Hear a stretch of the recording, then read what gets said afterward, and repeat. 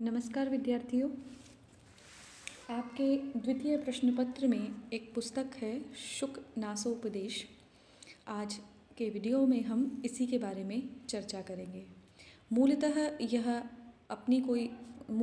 कोई पुस्तक नहीं है, यह एक गद्य ग्रंथ का भाग है और यही आपके सिलेबस में लगा हुआ है। तो प्रारंभ करते हैं शुक नासोपदेश के परिचय से। शुकनासोपदेश तक हम पहुँचे उससे पहले हम थोड़ा साहित्य के बारे में चर्चा कर लेते हैं। रमणीयार्थः प्रतिपादकः शब्दः काव्यम। पंडितराज जगन्नाथ ने यह काव्य की परिभाषा दी है और कहा कि रमणीय अर्थ की अभिव्यक्ति जिससे होती है वही काव्य कहलाता है। काव्य शब्द की वैयाकरणिक दृष्टि से भी हम इसे देख लेते हैं कि यह कैसे बना है। कवेः कर्म काव्यम, कवि के कर्म को काव्य कहते हैं। कवि शब्द में णत प्रत्यय करने पर णकार और तकार की संज्ञा होती है और फिर आदि वृद्धि होकर और शब्द बनता है काव्य। कवि शब्द जो है वो कु अथवा कव धातु से बना है, जिसका अर्थ होता है ध्वनि करना, विवरण देना अथवा चित्रण करना। काव्य के भेदों में दो भेद गिने जाते हैं। पहला है श्रव्य काव्य अर्थात जो सुना जाता है, दूसरा है दृश्य काव्य अर्थात जो देखा जाता है। श्रव्य काव्य के तीन भेद हैं, पद्य काव्य, गद्य काव्य एवं चंपू काव्य।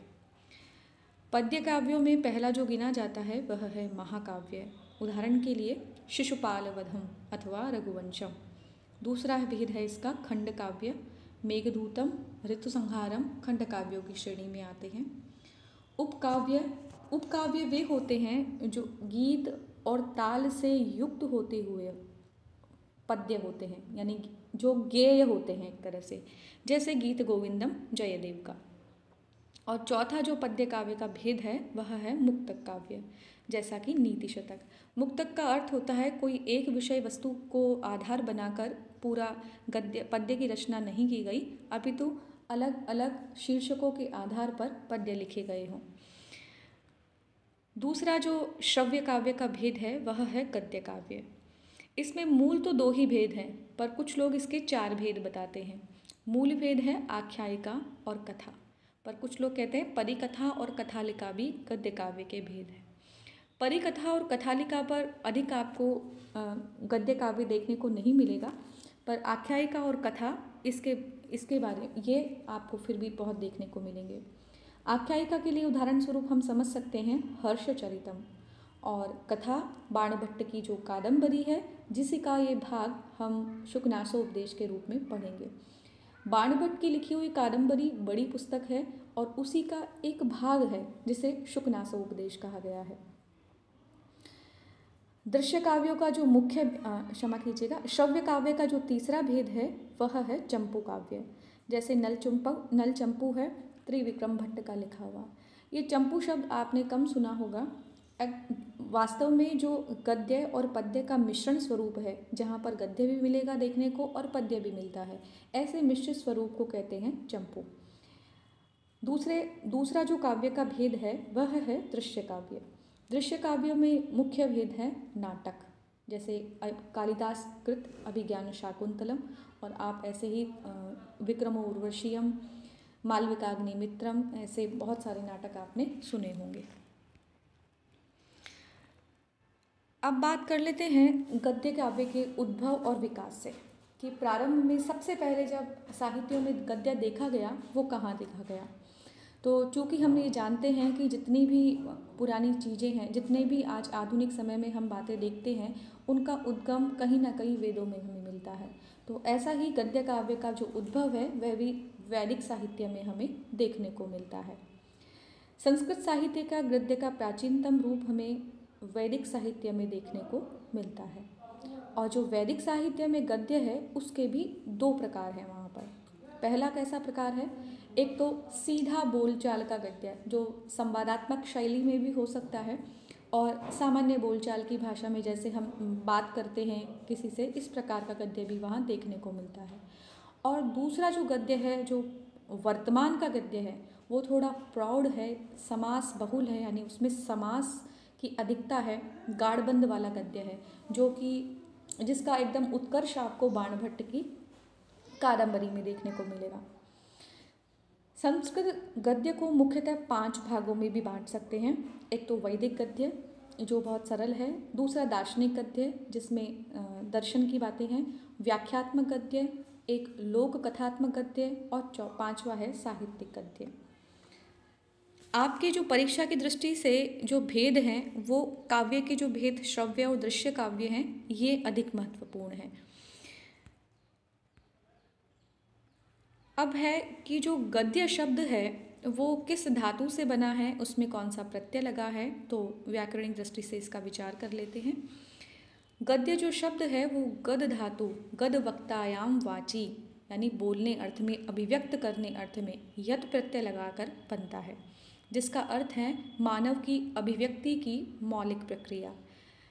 बहुत दिनों तक संस्कृत गद्य अपने मौलिक और विकासात्मक रूप में प्रचलित रहा, किंतु मौलिक और विकासात्मक रूप का अर्थ यह है कि जैसे हम आज मैं आपसे बातें कर रही हूँ अथवा आप किसी से बोलचाल में बातें कर रहे हैं, तो कोई भी ऐसा व्यक्ति कम हो, दुनिया में ऐसे व्यक्ति कम मिलते हैं जो श्लोक शैली में अथवा पद्य शैली में बात करें। अधिकतर हमारी बात करने की जो शैली होती है वो गद्य ही होती है, तो यही उनकी मौलिक रूप में, इसी रूप में पहले प्रचलित रहा था। किंतु ईसवीं सन के आरंभ में इसका एक काव्यात्मक रूप भी प्रकट होने लगा, जिसमें पद्य काव्य की प्रमुख विशेषता आ गई थी। जैसे पद्य काव्यों के अंदर अलंकार देखने को मिलता है, भाषा विशिष्ट रूप से सजी होती है, वहाँ पर समास भी होते हैं, भाव भी होता है, रस भी होता है उसमें, ऐसा हमें पद्य में देखने को मिलता है।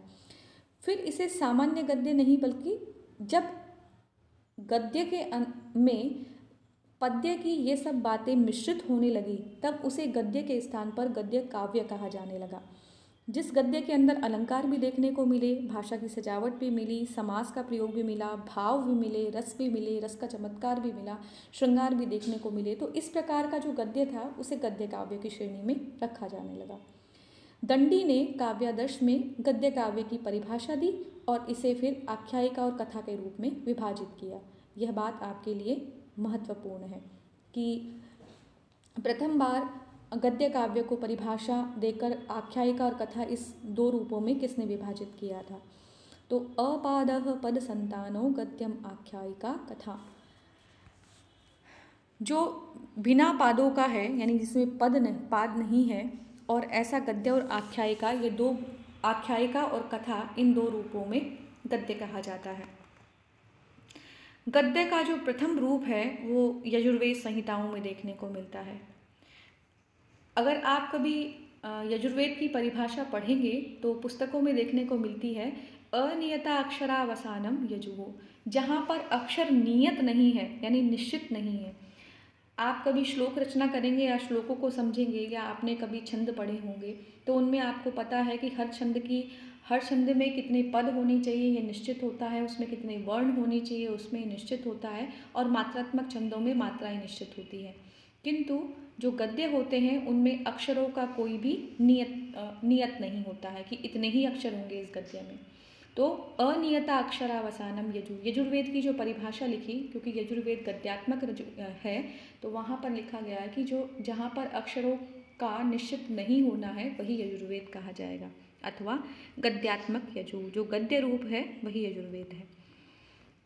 तो वाक्य में जहाँ आने वाले शब्दों की सीमा नहीं होती है वो ऐसे वैदिक मंत्र जो हैं वो यजुष कहलाते हैं। साहित्यिक गद्य के प्रयोग का अनुमान कात्यायन और पतंजलि के द्वारा दी गई सूचनाओं से होता है।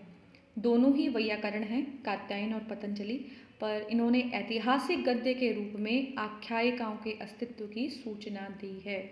आपको ये बात ध्यान रखनी है कि आख्यायिकाएं जो होती हैं उनका जो कथानक होता है वो ऐतिहासिक होता है, और हम कात्यायन और पतंजलि इन दोनों को वैयाकरणों के रूप में जानते हैं। व्याकरणों की रचना की है इन्होंने, लेकिन इन्होंने एक ऐतिहासिक आख्यायिका भी लिखी है जिसका नाम है वासवदत्ता, सुमनोत्तरा और भैमीरथी। ये नाम आपसे पूछे जाएंगे। ये तीनों ही रचना किसने की है? पतंजलि ने। इसमें साहित्यिक गद्य का ही प्रयोग देखने को मिलता है, यानी जैसा हम पद्य काव्य में देखते हैं बिल्कुल वैसा ही यहाँ पर गद्य काव्य में देखने को मिलता है।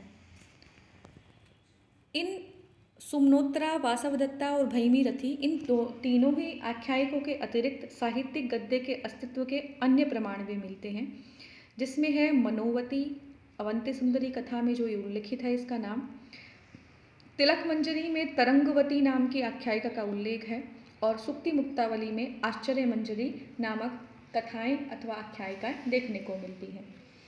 इनका नाम आपने कम सुना होगा, किंतु अब हम जब विस्तार से चर्चा कर ही रहे हैं तो इनके बारे में भी जानना आवश्यक था। तो निश्चित रूप से साहित्यिक गद्य का स्पष्ट उदाहरण अभिलेखों में भी देखने को मिला है। ये आपकी सामान्य ज्ञान को पुष्ट करने के लिए और भी अच्छी बातें हैं। इस दृष्टि से रुद्रदामन का गिरनार अभिलेख और हरिशेन की लिखी हुई समुद्रगुप्त प्रशस्ति जो 360 ईस्वी की है, ये विशेष रूप से उल्लेखनीय है, क्योंकि ये जितने भी अभिलेख हैं ये गद्य साहित्य के ही उदाहरण हैं। वहाँ पर पद्य रूप में नहीं लिखा गया है, अपितु गद्यों में लिखा गया है। यद्यपि इनमें परिवर्ती गद्य काव्यों के दो भेद जो कथा और आख्यायिका, इनका किसी प्रकार से समावेश नहीं है, किंतु अगर इनकी शैली की तरफ दृष्टिपात किया जाए तो इन अभिलेखों की जो शैली है वो गद्य काव्य की उत्कृष्ट उदाहरण माने जाते हैं। अब गद्य काव्य के प्रकार, ये आपके लिए बहुत इम्पॉर्टेंट है। 4 प्रकार हैं: मुक्तक, वृत्तिगंधी, उत्कलिकाप्राय और चूर्णक। पूछा जाता है गद्य कितने प्रकार के होते हैं, ये किस दृष्टि से है? भाषा शैली की दृष्टि से। तो मुक्तक वे गद्य काव्य कहलाते हैं जो समास से रहित रचनाएं होती हैं।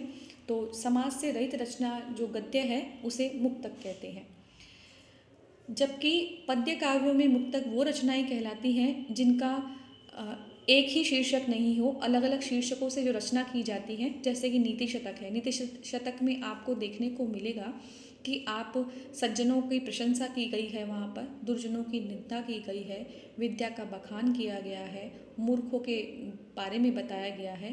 तो इस प्रकार से अलग अलग शीर्षकों के ऊपर वहाँ पे अलग अलग श्लोक देखने को मिलते हैं। तो ऐसी रचना क्या कहलाती है? मुक्तक कहलाती है। जबकि गद्य में मुक्तक वे कहलाएंगे जो समास से रहित रचनाएं हैं, जिनमें समास की प्रधानता नहीं देखने को मिलती है। दूसरा जो गद्य का प्रकार है भाषा शैली की दृष्टि से, वृत्तिगंधी। जहाँ गद्य में छंद के भी अंश आ जाए उसे वृत्तिगंधी कहते हैं।